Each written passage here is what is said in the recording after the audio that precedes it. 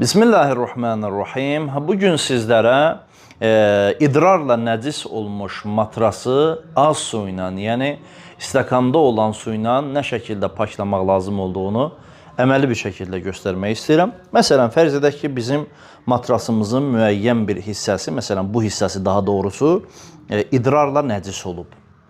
Biz bunu əgər fincanda ya stəkanda olan su ilə təmizləmək istəsək, ilk atacağımız addım bu nəcisin özünü buradan təmizləməkdir. Biz bu nəcisin özünü hər hansı bir vasitə ilə, istər parça ilə olsun, istər hər hansı digər bir əşya ilə olsun, bu nəcisin eynini, daha doğrusu özünü buradan aradan aparmaqdır.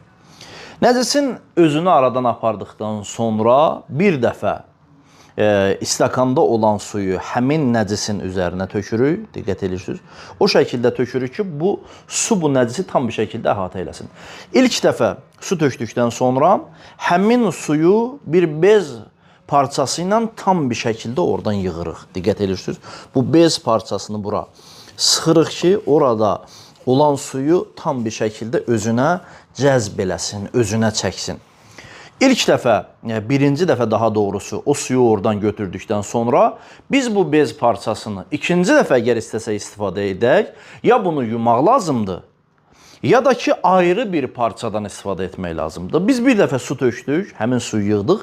İkinci dəfə də stəkanda olan suyu həmin yerə tökürük. Su həmin yeri tam bir şəkildə əhatə elədikdən sonra ikinci dəfə də həmin o suyu ayrı bir parça ilə neynirik? Yığırıq. Diqqət edirsiniz bu şəkildə. Biz bu parçanı sıxırıq ki, həmin su tökdüyümüz yerə ki, orada olan suyu tam bir şəkildə özünə çəksin. Diqqət edirsiniz. Həmin suyu oradan yığdıqdan sonra, daha doğrusu ikinci dəfə yığdıqdan sonra idrarla nəcis olmuş matras pak sayılır. Vəssalamu aleykum və rəhmətullah.